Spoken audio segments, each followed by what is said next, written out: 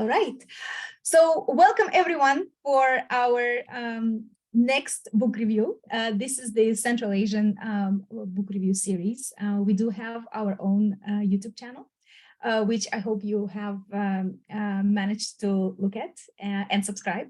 What we are trying to do, it's an initiative, a grassroots initiative of different scholars who work on Central Asia and who are from Central Asia, to basically promote the books by Central Asian authors in order to increase not only the citations, but also increase and popularize the ideas that we are all working on, interested in, and so on. My name is Asel Tutumlu, and I'm an associate professor in political science at the Near East University, and have an honor of working together with this group. We are also organizing some of the mentorship programs. There is one that's running in this year, and engage young scholars into the writing marathons. So with this said, it's a pleasure for me to welcome our wonderful author, as I said, Viktoria Akchurina.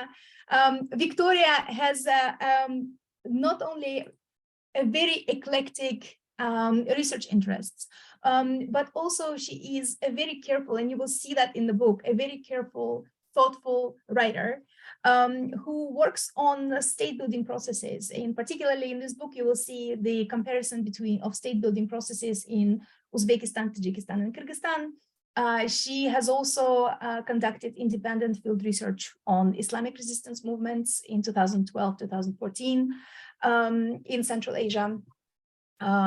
She has also worked as a researcher in OSCE office in Dushanbe, in various other organizations located in Washington, D.C., Kyrgyz Republic, including the academic institutions as well, the OSCE Academy in Bishkek, for example, and she's currently working as an assistant professor in international politics in Anwar Gargash Diplomatic Academy in Abu Dhabi. So she's joining us from Abu Dhabi.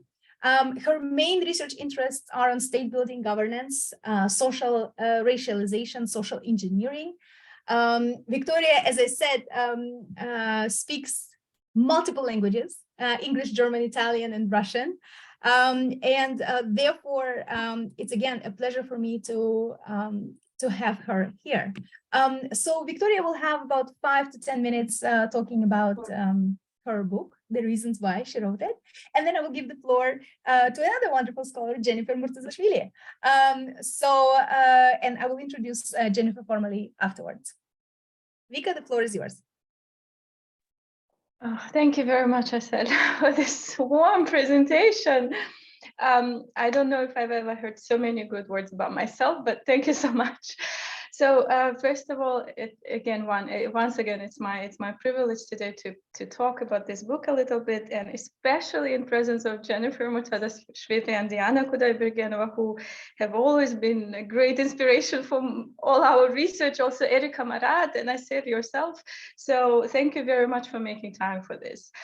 Very quickly, as you said, 10 to 10 minutes, why I decided to write this book, what was the reason? I mean, initially, of course, we all have our head somewhere, right, when we start writing a book, and the headspace in which I was at that time was the failed state paradigm, or the transitology paradigm. The main assumption of which seemed to be that the state is actually a rationalization of social relations. So some sort of continuity or a movement from point A to point B, where we finally become rational, modern, strong, democratic, and all the beautiful things attached. However, looking at the cases of Central Asian states, and of course at that time, 12 years ago when I started this research, Central Asian states were among the failed states in most of the indexes that we have, most international indexes that we have, right? And in a way, this sort of bothered me from the point of view that how can we be failed if we haven't started yet? In the sense that the Soviet Union collapses in the 1991, and that's when the creation of what we think the state is, or the modern state is, started, right? So my question was initially then, okay, even if these are failed states, let's start with this premise. Then how come if all of them, all these three cases, Uzbekistan, Tajikistan, Kyrgyzstan, as you said, if they all made different choices at the beginning of their independence in terms, I mean, political, institutional, security, economics related choices, they were all different. How come they all end up at the situation of the failed state, right? They all had instances of terrorist attacks, revolutions or sort of revolutions, radicalization, etc., etc. So all of them had indicators of state failure, but at the same time, I was wondering why totally different political choices lead to the same outcome. Yes, this is where it started intellectually. And the first thing that was difficult to address is actually call them different, because most literature that was available at that time was basically looking at Central Asian states as the same cases because of Soviet background, because of, you know, so setting it up as a different case, as a different case study was already challenging. Then basically what I took as those criteria for making sure that there's a different cases, I looked at how decentralized they were. What was the idea of decentralization? What was the idea, or how they accepted market liberalization in the 90s, and how open they were to civil society and all those things attached, like freedom of speech, freedom of media, etc., etc. So on all those basic criteria, they were different. Right, Kyrgyzstan was open, very open, very radically liberalizing at the beginning, and was this so-called island of democracy from the beginning. Tajikistan fell into the civil war trap, so we couldn't even speak of much of the building of state and society relations. And Uzbekistan had sort of middle ground strategy with a lot of with the sort of protectionist policies. Let us first strengthen the state, and then we can open up to the world. Yet, as I said, at some point around 2010, everybody, all of them exposed certain features of the failed state. Okay, long story short, what I was trying to do, I took three very basic, and many of you would say this is nothing new in there, so banal, three sort of dimensions: external actors, local elites, and Soviet legacy. However, and those were basic things that would be taken by authors while speaking about Central Asia anyways. What was different in this book, in this work, was that I looked at Soviet legacy more as societal interdependence, more at the social history of that interdependence that resulted from the Soviet past, rather than the institutional context, you know, as previous literature was mainly focusing on.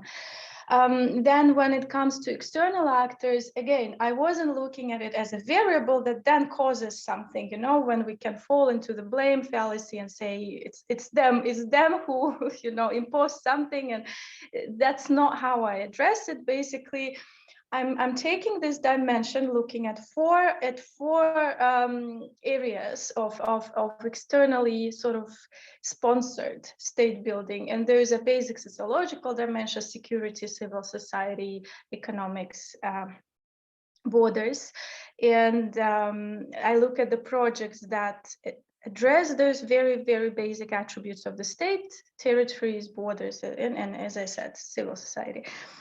And finally, looking at the local elite strategies of how they deal with each other to build a state. And so what I'm interested in is the patterns that come out of those relationships and the intersections of those relationships, because it's at the intersections of those relationships where they start undermining each other.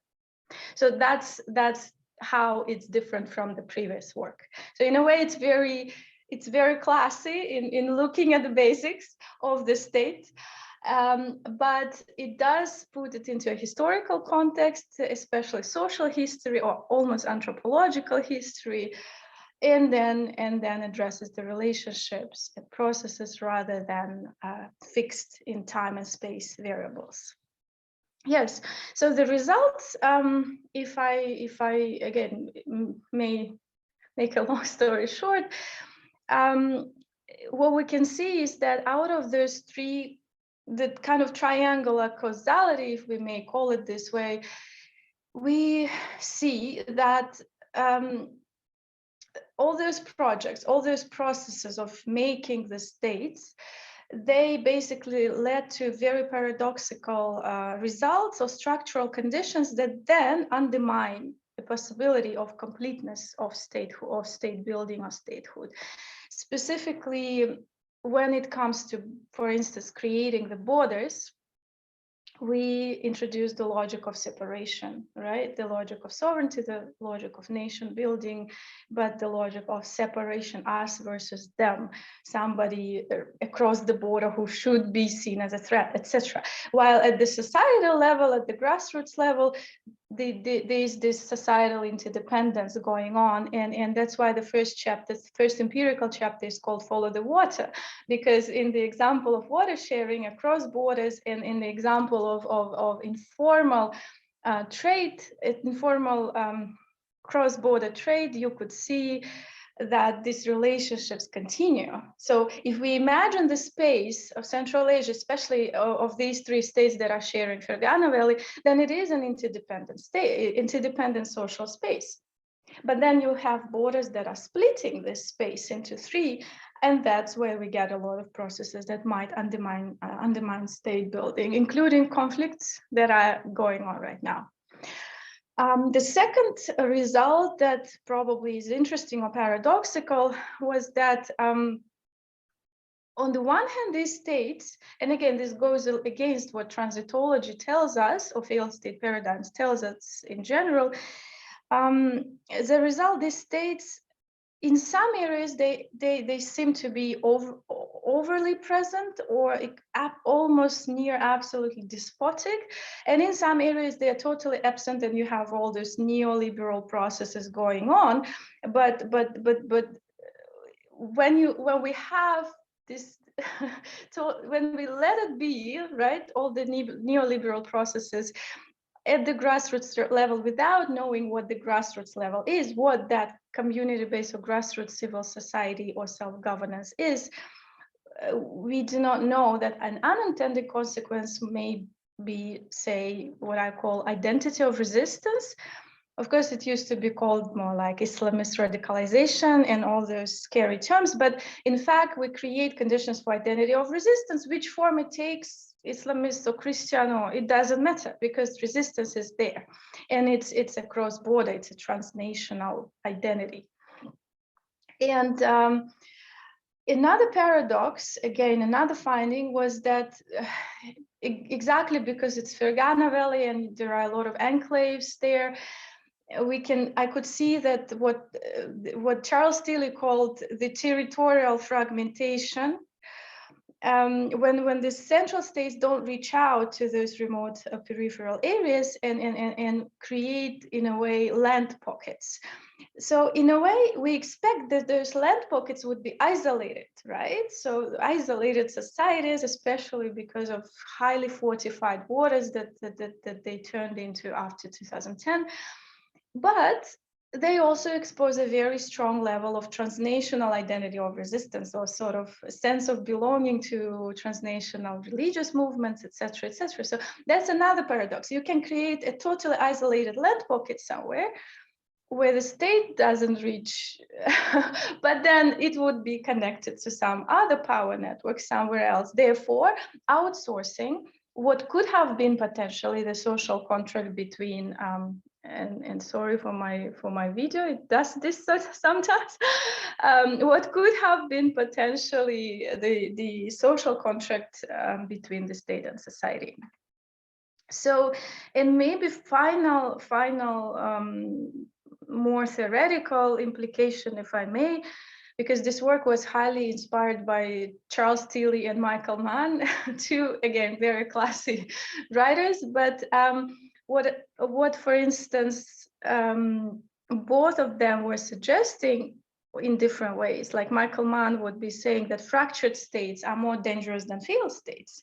And Charles Tilly at the same time would say territorial fragmentation together with political decentralization sometimes can lead to difficult results. On the one hand, it's like, for instance, like Jennifer writes in her work, it's impossible to have a good functioning governance over time without political decentralization. But then if it happens under conditions of extreme territorial fragmentation, especially if those land pockets are, paying allegiances somewhere else, we still get a very difficult situation for state building.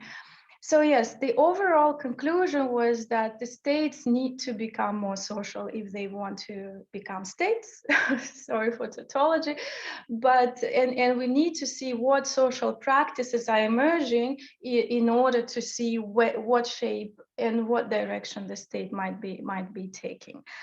Otherwise this incompleteness or situation of incompleteness will just persist. Yeah, this is in a nutshell. Maybe I'll stop here and then depending on your questions. Thank you so much. Don't give out the whole book. Was it longer than? It was probably longer than.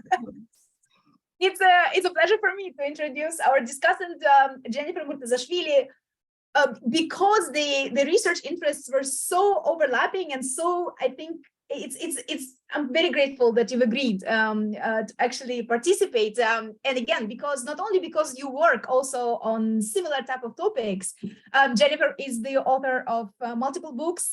One of them was Informal Order and the State in Afghanistan, which echoes with the incomplete state building. In 2016, it received the Best Book Award in Social Sciences in Central Eurasian Studies Society.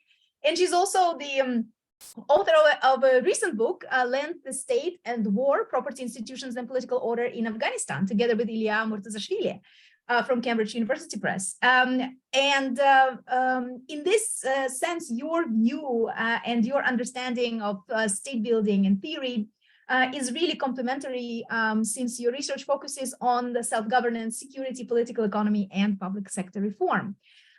Jennifer is founding director of the Center for Governance and Markets and a professor at the Graduate School of Public and International Affairs at the University of Pittsburgh.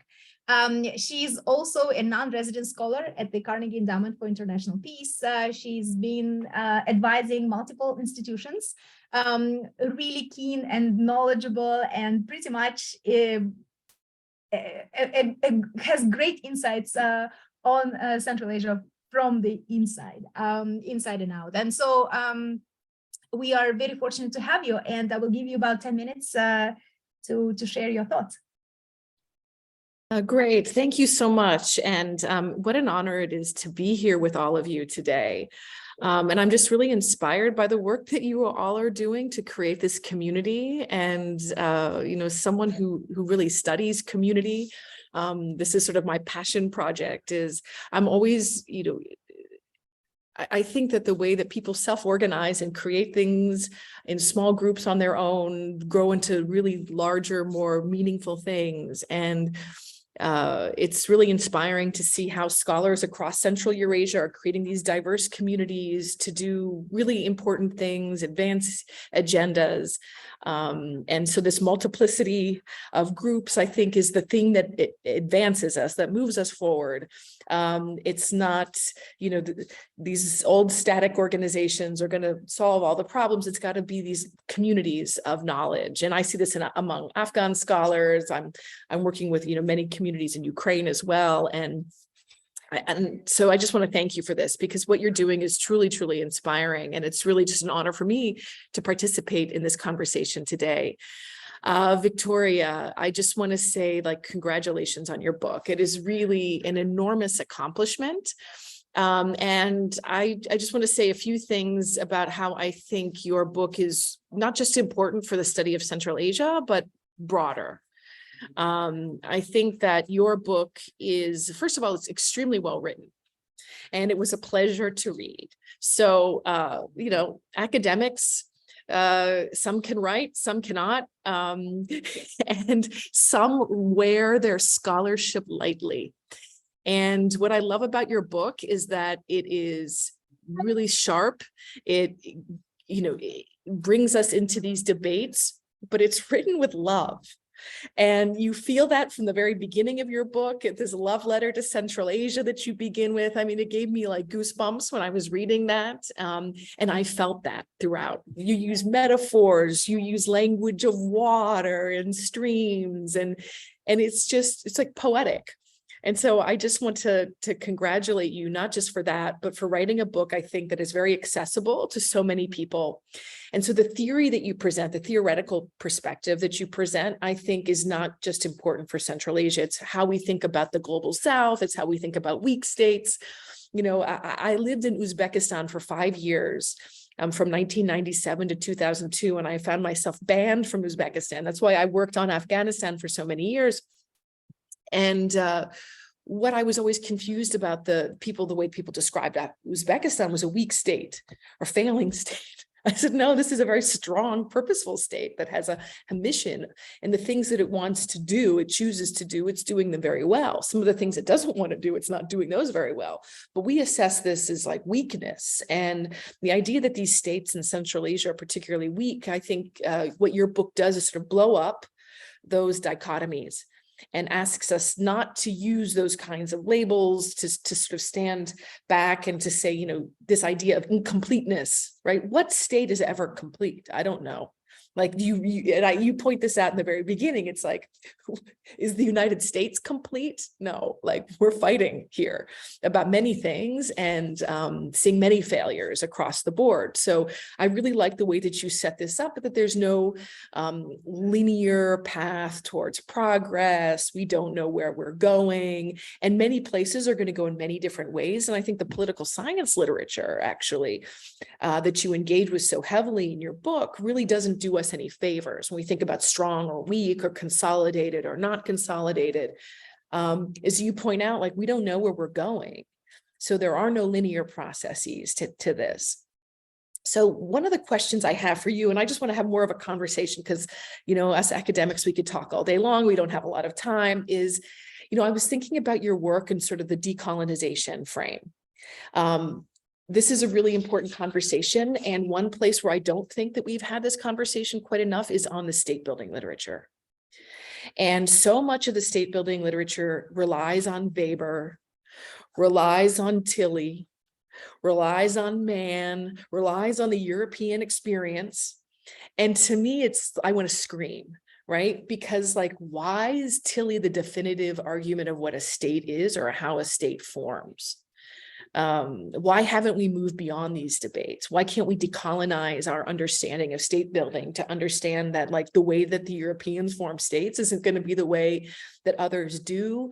And like the Tillian process was one where like states actually form very endogenously, quietly over time. And it was this unintentional process. Whereas in like the rest of the world, once like empirical states formed in Europe, people mimicked this. So the whole state building process wasn't like the long, centuries long process as it was in Europe. No, all of a sudden, like you're decolonized and you have state boundaries all of a sudden. That's how states were formed. So I want to ask you just a little bit about this. And it's not so much about your book, but where you want to take this next, because I think what you've outlined in your book is very, very powerful. And how you might, take this argument to actually help us, because I think you begin to do this in your book, is decolonize our understanding of state building. I was wondering if you could just say a little bit more about that. Victoria, wait, before you proceed, I am going to give the floor to Diana Kulebirgenova, and then we are going to have the questions, and then Victoria is gonna answer. And I'm going to open the floor to the audience. Jennifer, thank you so much for the comments. I actually had exactly the same decolonization question in my own mind. So thank you so much for noting that. So let me just take a moment and introduce Diana Kulebirgenova, who is Diana, where is it? Assistant professor in political sociology at the University of Kyrgyzstan. I have the bio, but it's just moved a little bit. But yeah. Sorry. So Diana Kulebirgenova, I've known you for so long that a dear friend and then an assistant professor in sociology at Cambridge University. Diana is the author of multiple books that also draw on the differences on state building and nation building. And that's why I also very much grateful that you joined, again, because of the complementary interests here. And we have had multiple conversations on state building and nation building and the differences and overlaps, ideologies, nationalizing regimes, concepts of state. These are the primary research interests of Diana, including how power differentiates and intersects in these particular dimensions. So I really appreciate that you've joined, and currently you're completing the third book manuscript on power, state, and resistance as well. And I think here also where the complementarity shines even more. So I'm going to give you the floor for about 10 minutes, and then I will let Viktoria to respond to your questions. Thank you so much. Thank you for waiting for me. I'm sorry that I'm late. Thank you for organizing everything. Viktoria, thank you for sharing your book with us. And I'm so happy that it's finally out. Congratulations on that. I think a lot of us in this community have been with you throughout the process, and I was really, really excited to hear about the completion when we met last summer in Trento. So it was really, really nice also to see you back in your academic home space where you did your PhD with Vincent de la Sala, and seeing, like, you know, how you thrive in those debates. And I think the book is a testament to your very complex, how you can take complex ideas and present them in a beautiful poetic language, to offer new ways of rethinking about these labels. I think Jennifer already touched upon numerous things that I wanted to talk about, but definitely the idea of how can we move away from labels. You're bringing the tribal aspect there, you're kind of like deconstructing it and criticizing it in a very interesting way. And I think you're also doing a lot of justice from theorizing from the theory, but also theorizing from the context in Central Asia. And we all have heard so much about your excellent fieldwork, and the book is really testament to the talent really that you have in bringing all these things together. I also wanted to be more of a discussion. I wanted to tackle, actually my biggest point was decolonization, but it was already mentioned by Jen. I guess, you know, we all think alike. I think the book really speaks to that in a sense of reconsidering, you know, what are the models and what are the frames that were on the table, and that it does not always follow the specific layout that is given to these specific states. What I wanted to say is that I'm really happy that you're bringing out the state society and sort of reconceptualizing it in a very distinct way. It's definitely something that a lot of us who study Central Asia, and I'm meaning it in the wider sense of the word possible, because the term Central Asia also needs to be decolonized, I think. You're bringing this very social aspect of it. You're bringing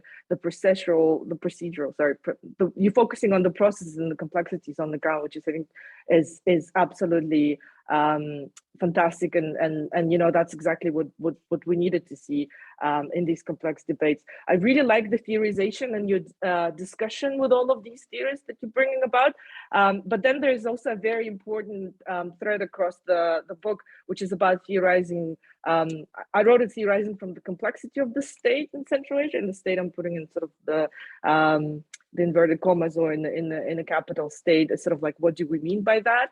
And also the theorizing from the ground, theorizing from Central Asia, and what can benefit, what benefit it can bring. And my question would be, alongside with decolonization, which I think is really, really important, and the paper Decolonizing Chile would actually be very interesting to look at, but also what is the future of this theorization from Central Asia? How can we complexify further and deconstruct the concept of Central Asia, which I think requires some critical rethinking as well. But essentially, what would be the future of theorizing from Central Asia? Because I think that's a big statement in decolonizing sociology or decolonizing any other social science. It's sort of like stemming and bringing theories from different places, not just the sort of the Eurocentric or Western-centric approaches. So what do you think would be your next, maybe even theoretical step on that? How can we bring Central Asia into the fore of these debates? What's the conceptual but also methodological way of doing that? And another thing that I want to stress a little bit more on, which also Jennifer touched upon, is this idea of writing with love. And I think that's also the power of the book, in a way, that you're bringing this understanding of love. But then how can we think of it as sort of like writing with love from the region we're from, but also from, just basically conceptualizing love and how can it be used by other authors. I don't know if people heard me because I think my AirPods are out of battery. But yeah, how do we, what do we take forward with theorizing from Central Asia? And how can we move forward? And what would be your methodological advice of writing more with love and conceptualizing love in that particular aspect? And my feeling is that maybe writing with love about the region where people are coming from, but not falling into the traps of any of the previous labels that you completely, and I'm losing the words, and very responsibly criticize, and a very sort of like from the specific idea of indigenization, from the idea of even locality and so on. How do you think the future or the next scholars from the region can conceptualize writing with love? And thank you so much for an incredibly inspiring book that I hope many people will read. I must say that because that's what I was going to, in my head to say about this thing is that this is the book for everyone. Those interested in Central Asia will find a lot of things there. Those interested in political science, political sociology, anthropology, those who agree with political theory, those who disagree with political theory will find a lot there. So I think what you've done, which I think is a very challenging thing, you wrote a fantastically, in a good sense, universal book for people who can find their calling in those verses and their reflection and will be inspired no matter which discipline they come from, which I think is an incredibly challenging task. So thank you so much for doing that. I want to give more space to discussion, so I'll stop here. Thank you so much. Vika, you have had wonderful questions on your plate. So I'm going to give you the floor before opening to the audience. Okay, thank you so much. Thank you, Diana. Thank you, Jennifer. Yes, I get those questions a lot about decolonization and about not falling into the trap of the same label, of the very same label that you criticize. And I must confess that when I was writing it, I wasn't thinking about decolonizing anything. It wasn't my goal. It wasn't it wasn't in my headspace. So there was no goal of decolonizing. Sorry for my video. It's doing this sometimes.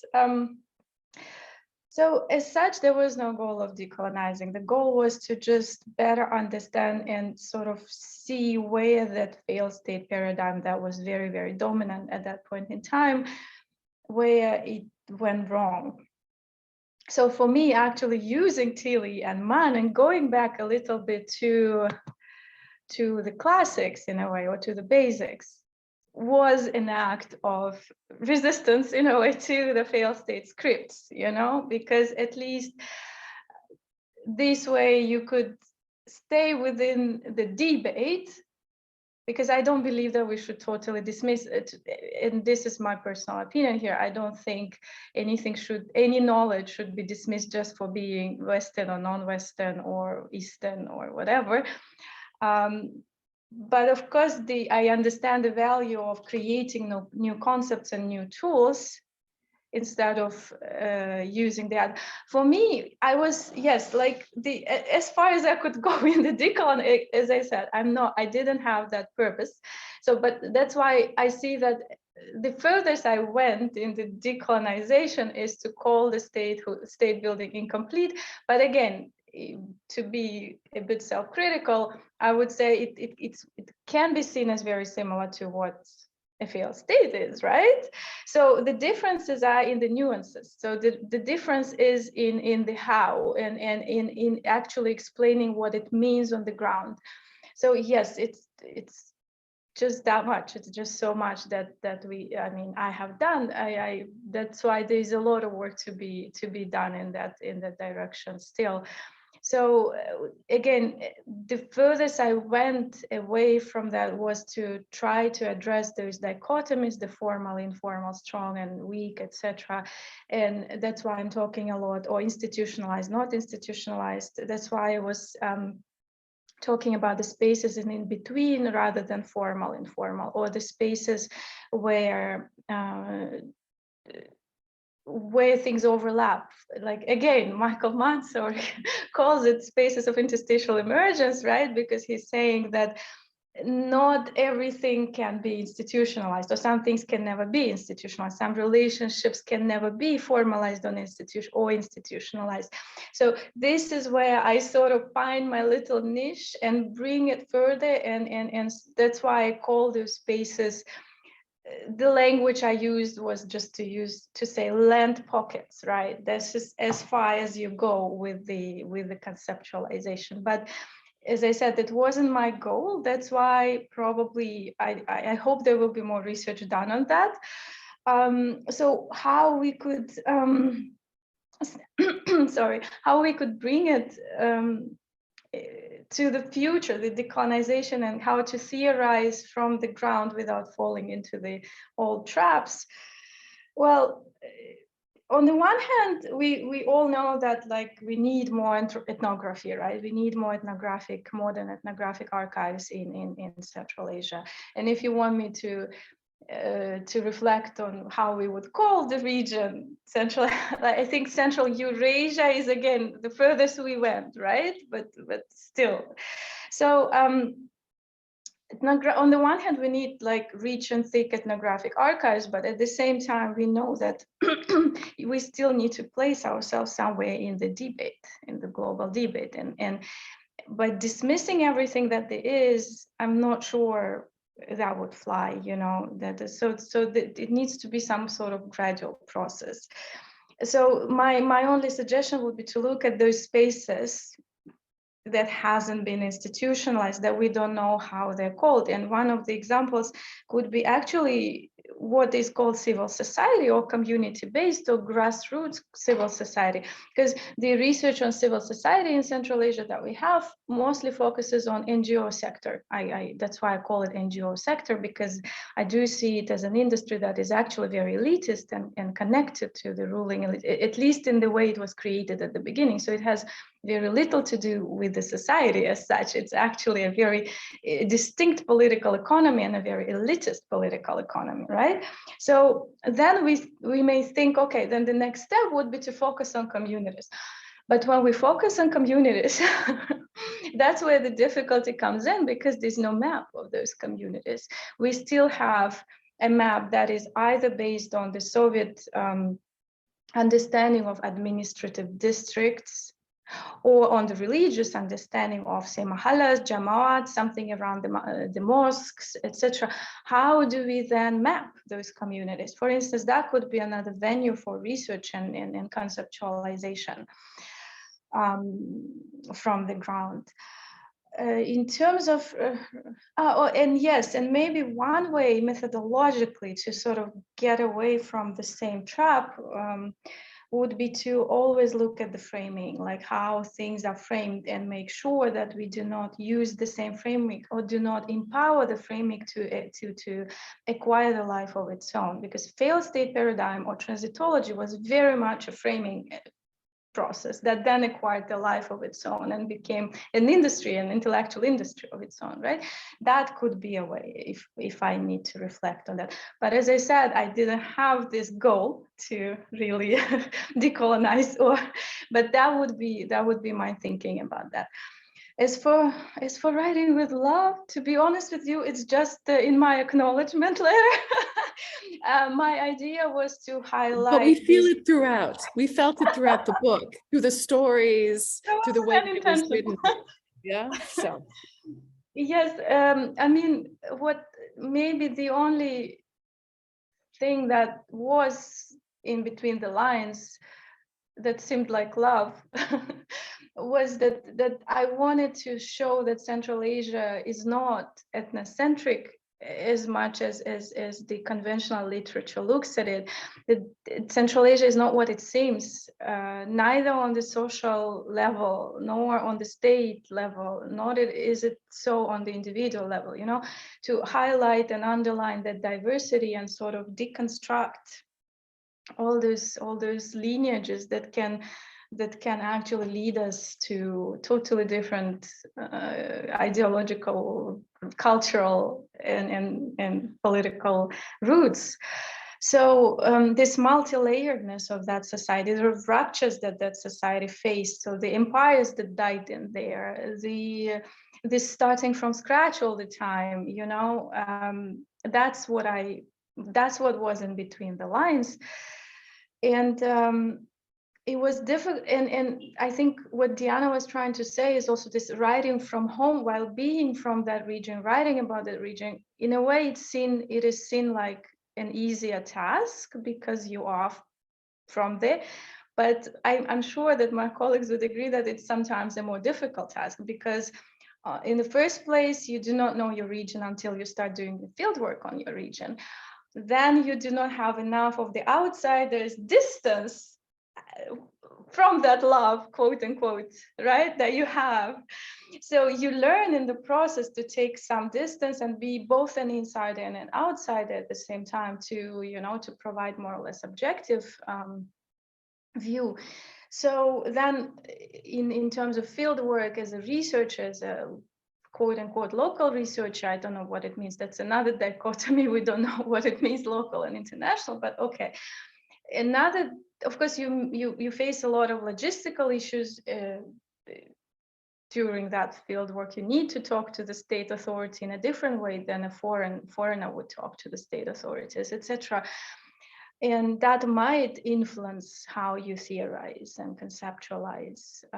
And that is a parallel book that each of us is writing in their heads, I guess, right? But so that would be my answer. So basically, short answer, I don't know how exactly to decolonize, how exactly to conceptualize, but this would be the starting points, I would say.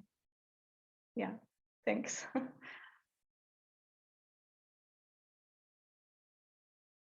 Thank you. We also had Diana's question sent in chat. What shall we do with the post-Soviet? Shall we leave behind the frame or do something with it? Yeah, we should start giving up on that, this post-Soviet thing. I mean, until when are you post? When this post finishes, like, yes, I think we should slowly, that can be, you know, we can give up on that easily because so much has happened already. Like, as I said, we can look at the societal interdependence or that social history that remains, but it remains in a different way and it's already intertwined with other processes. And if you had H2 and then O and then together it's water, so something like this. So we need to look at this third element that combines the social history and the modern history of the state. But how we would call it, we need to, I hope the new researchers that are in the chat here, they will figure it out. Do we have questions from the audience? Please raise your hands. And while you do that, I actually wanted to also join the discussion on decolonization. I think what was interesting as well is to talk about practices, particularly in these land pockets, that will offer a completely different sense of reality to the notion of state building. And I think just the depiction of those practices establishes a very different frame of reference of what exactly is the state. And that's what I really, really admire, that you would actually link the material objects with the kind of, and weaving both the material and symbolic practices together to challenge the conventional forms of what exactly state is supposed to be or state's supposed to do. So I really, really liked that idea. And in that sense, I think we can also then see how the material remnants of Sovietness, right, that even though established borders, nonetheless established also a kind of a closed cycle, a closed production process in the area, also still remain, and people live through and in and outside of these practices as well. So it's a very a kind of relational paradigm to materiality, which I really enjoyed, and I think that can potentially offer a different frame of reference, but maybe for political geographers or to political scientists as well. There's kind of a look from within that enables people to see that layer that potentially is very much invisible in the conventional scholarship. So thank you for that. Thank you for noticing. Yes, actually, this sort of attempt to show, to follow through how an ideational or symbolic can materialize, that's one of my biggest passions in research. I always do it. It may be part of my subconscious methodology. I am interested how ideas materialize. That's why borders for me is a materialization of the discourse of threat, and that's what I'm criticizing, right? Because then these borders, if they materialize the discourse of threat, they also create a reality of threat or security, while instead of creating a reality of peace and coexistence, for instance. So yeah, thank you for noticing that. All right. If we don't have the questions in the audience, then I can finish the session. Oh, I posted one question there, if that's okay. Okay. All right. Sure. Go ahead. Okay, so let me voice it out. So fantastic book, Victoria. Really look forward to reading it more closely. And I've been enjoying the discussion. It's great. So given that you are focusing on social connections as part of state building in Central Asia, I was curious, how do you define civil society in Central Asia? And what are the different types of civil society that you've noticed emerging or existing in the three countries? Thank you. Oh, thank you, Erica. Yes, that's a very, very good and difficult question. As I said, as far as I could go, I just divided them in three types. NGO sector, I call them NGO sector, or what most that's what most authors call formal civil society organizations, or because for me it's just an NGO sector because, as I said, sometimes it has very little to do with the society. Then another one I was looking at was the community-based. That was still not an ideal concept, because what is community at the end? We are still in the process of seeing how they're being formed and so on. And then, of course, I also looked at the underground circles, because the research started with the Islamist radicalization, right? And resistance movements, or Islam of resistance. I'm using more anthropological terms. So I was looking at those circles of resistance that exist. So the three types, but again, how to bring it all together and come up with one concept that could revision the concept of civil society. It's still open to more research. Yeah, that's really interesting. Thank you. Thank you. I'm going to give we have less than 5 minutes. Any last minute questions, burning questions from the audience? Okay, so thank you so much for joining us. Victoria, congratulations on the book again. It's wonderful to actually have this opportunity to discuss it with you in the presence of both the audience and the friends and nearly family here, Diana, Erica. So thank you so much for writing this important contribution. And for the audience, we will be posting the recording of the session on our YouTube channel. Thank you so much for the opportunity. And I thank all the audience. I can see that many of my students are there. So thank you guys. Thank you for making time for this. Wonderful. All right. I'm going to stop the recording now.